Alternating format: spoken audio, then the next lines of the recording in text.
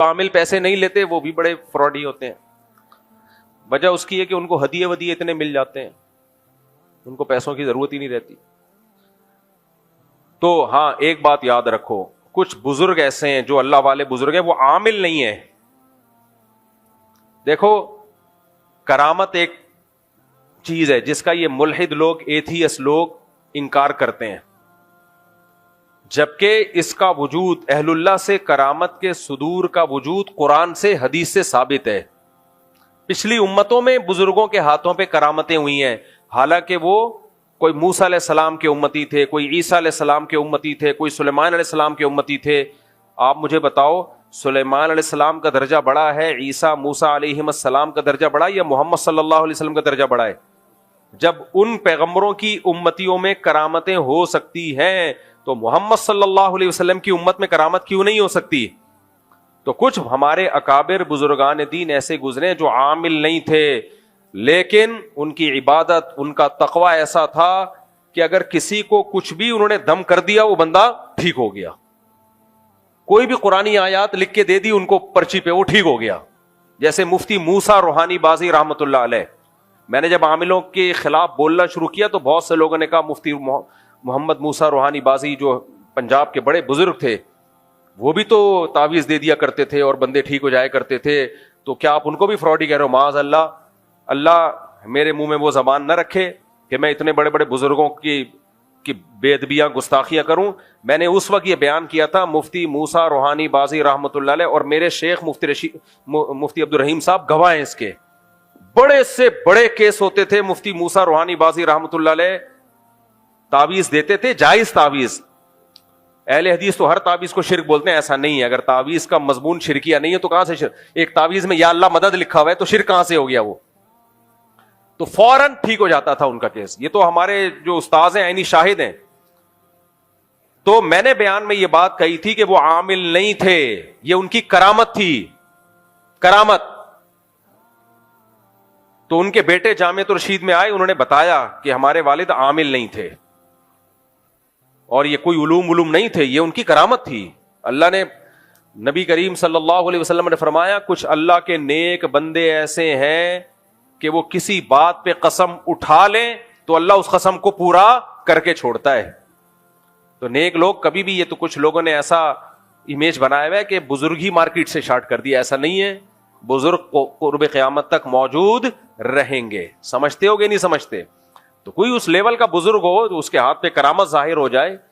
میں تو بزرگ نہیں ہوں نا, میرے ہاتھ پہ کرامتیں ہوتی ہیں. مجھے یاد ہے ایک دفعہ ایک بندہ آیا, اس کے بچی کی بیمار تھی, اس نے کہا مفتی صاحب پھونک لگا دو. میں نے کہا بھائی میں پھونکوں والی سرکار نہیں. انہوں نے کہا پلیز کائنڈلی. میں نے فاتحہ پڑھ کے پھونک دیا, وہ ٹھیک ہو گیا. مجھے کیا پتا تھا؟ میں نے کہا بھائی میرے کو علوم نہیں ہے, لیکن میں نے اس کو یہ بھی بتایا کہ تمہاری بچی ہو سکتا ہے ویسے ہی ٹھیک ہونے والی ہو. کیا خیال؟ ویسے ہی ٹھیک ہونے والی ہو, اب تم نے پھونک. دوسرا, بعض دفعہ انسان کو کا اللہ سے تعلق ہوتا ہے اور سورہ فاتحہ میں تو شفا ہے نا, تو اس کے لیے شف سرکار کے پاس جانے کی کیا ضرورت ہے؟ سمجھ میں نہیں آ رہی بات؟ یہ میں اس لیے کہہ رہا ہوں کہ بہت سے لوگ کہیں گے پھر جب آپ کے بزرگ کی کرامت ہو سکتی ہے تو شف سرکار کی بھی کرامت ہو سکتی ہے. کرامت سینٹر کھول کے بیٹھا ہوا ہے وہ. کرامتیں کبھی کبھار ظاہر ہوتی ہیں, کرامت سینٹر نہیں ہوتا کہ جو لنگڑا آ رہا ہے ٹھک سے یوں کیا سیٹ ہو گیا, کرسی پہ بیٹھا ہوا ٹیڑھا میڑا, الائنمنٹ آؤٹ ہوئی ہوئی ہے, پھونک لگائی الائنمنٹ صحیح ہو گئی. گاڑی کی الائنمنٹ کر دے بھائی تو, ہماری گاڑی ہر کھڈے میں آتی ہے, کراچی میں کھڈے اتنے, ہم تو الائنمنٹ ہی صحیح کرتے رہتے ہیں. اور بزرگ بھی تو ہو, شوف سرکار بزرگ ہے, بزرگوں کا ڈریسنگ تو دیکھو.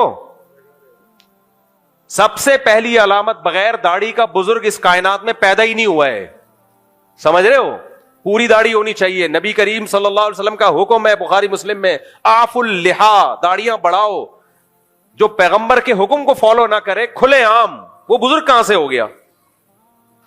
اچھے لوگ بغیر داڑھیوں والوں میں بھی ہوتے ہیں, میں اچھے برے کی بات نہیں کر رہا. بہت سے بغیر داڑھی والوں نے بہت بڑے بڑے کارنامے انجام دیے ہیں, تو ان کی نیکیاں یا ان کے کارناموں کو ضائع کرنا بتانا مقصد نہیں ہے. لیکن پراپر بزرگ کبیرہ علانیہ گناہ سے بچتا ہے, وہ سنت کو فالو کرتا ہے. تو آج کل کے مونچھیں دیکھو ان بزرگوں کی, اور داڑیاں ہیں نہیں, اور کپڑے ایسے پہنے ہوئے ہوتے ہیں گولے گنڈے کی دکان لگ رہی ہوتی ہے, نیلے پیلے گلابی. اب ہے کہ بزرگ ہے, بزرگوں کے مزاج میں تو سادگی ہوتی ہے. خانقاہیں گولے گنڈے کی دکانیں پوری ان کی, بکرے مکرے, ابھی کیا بولوں میں ان لوگوں پہ, چھوڑو. تو کیا بات چل رہی تھی, کہاں سے ہم چلے تھے؟ بسم اللہ الرحمن الرحیم. ہم تو کہیں اور نکل گئے. آج بات کہاں سے شروع ہوئی تھی؟ ذرا اسٹارٹنگ میں جاؤ نا.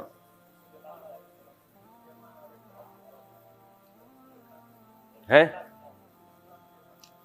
نہیں, میں نے نبی کے نام کے بارے میں تو بات کی تھی کہ آپ کا لقب رسول اللہ سب سے بہترین ہے, آپ میسنجر آف گاڈ صلی اللہ علیہ وسلم, آپ کا سب سے بڑا عہدہ یہ ہے. پھر میں کس پہ آیا تھا اس کے بعد میں نے ٹن مارا تھا؟ ہے سائیکیٹرسٹ پہ آ گیا تھا میں. تو سائیکیٹرسٹ کا میں ہاں دماغ اور دل کا کنیکشن بتا رہا تھا میں, دماغ اور دل کا کنیکشن. تو میں پھر آیا تھا سائیکیٹرسٹ پہ کہ یہ جو نفسیات کا علم ہے, میں بتا رہا تھا ہمارے حضرت مفتی رشید احمد صاحب رحمہ اللہ تعالیٰ فرمایا کرتے تھے کہ جس کے پاس کوئی علم ہے نا تو اس سے 10 گنا عقل زیادہ ہوگی تو وہ علم صحیح استعمال ہوگا, اور مفتی کے پاس جو علم ہے تو 100 گنا عقل زیادہ ہوگی تو وہ صحیح مفتی بنے گا پھر وہ.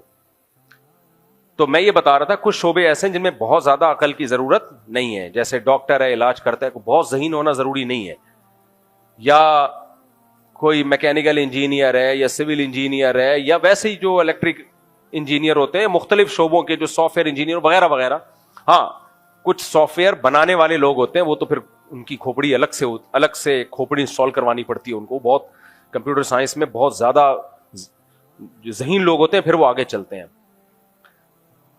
تو لیکن نفسیات بھی ایک ایسا علم ہے کہ اس کے لیے بھی کوئی بہت ذہین آدمی جب یہ علم حاصل کرتا ہے تو فائدہ ہوگا, ورنہ یہ علم اسی کو کھا جائے گا, وہ خود پاگل ہو جائے گا ایک دن. کیونکہ دماغ پڑھ رہے ہو نا آپ, لوگوں کی نفسیات پڑھ رہے ہو, تو آپ اگر عام لوگوں کی مینٹالٹی سے زیادہ اونچی مینٹالٹی آپ کی نہیں ہے تو اس کا نقصان یہ ہوگا کہ یہ علم آپ صحیح طرح سمجھ نہیں پاؤ گے, اور صرف کتابیں دیکھ دیکھ کے, اصول اور ضابطے دیکھ دیکھ کے لوگوں کو غلط گائیڈ کرو گے. یہ میں اس لیے بتا رہا ہوں کہ کچھ ڈاکٹر ایسا کر رہے ہیں, سمجھتے ہو کہ نہیں سمجھتے؟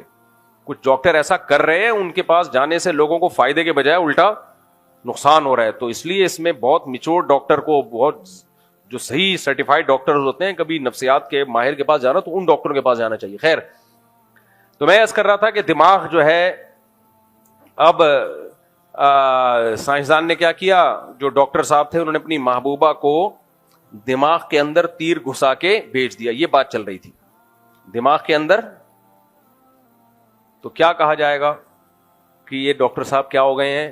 پاگل ہو گئے. جہاں سائنس کو نہیں لاگو کرنا چاہیے وہاں بھی سائنس کو, اور یہ محبوبہ سے کہہ رہے ہیں محبت دل میں نہیں ہوتی, محبت کہاں ہوتی ہے؟ دماغ میں. لہذا میں نے یہ دماغ تمہیں, جتنے بھی گانے تھے شاعری تھی ساری چینج کر دی انہوں نے. یہ دل تم پہ دیوانہ ہے, نہیں یہ دماغ تم پہ کیا ہے؟ دیوانہ. اب کریکشن کرتے چلے جا رہے ہیں. تو تھوڑے دنوں میں ڈاکٹر صاحب کیا ہو جائیں گے؟ کل وہ کسی نے شارٹ کلپ بھیجا کہ ایک آدمی کو بھولنے کی بیماری ہے, ڈاکٹر کے پاس گیا, ڈاکٹر صاحب مجھے بھولنے کی بیماری ہے. ڈاکٹر صاحب نے کہا دوبارہ بتانا, کہ بھول گیا کیا بیماری تھی مجھے, بھول گیا کیا بیماری تھی مجھے, بھولنے کی بیماری تھی. اب بتاؤ ڈاکٹر تو تھوڑے دنوں میں پاگل ہو جائے گا کہ نہیں ہو جائے گا؟ تو دیکھو یہ نفسیات میرا بھی ٹاپک نہیں ہے, لیکن نفسیات ایک ایسا علم ہے جسے حاصل کرنے کے لیے ایکسٹرا آرڈینری ذہین آدمی ہونا چاہیے. آج کل ہر آدمی ماہر نفسیات بن رہا ہے, یہ بہت خطرناک ہے. آپ ڈاکٹر بن جاؤ, درمیانی ذہانت کا آدمی ڈاکٹر بن جائے, قوم کا بیڑا نہیں غرق کرے گا, ٹیکے لگائے گا.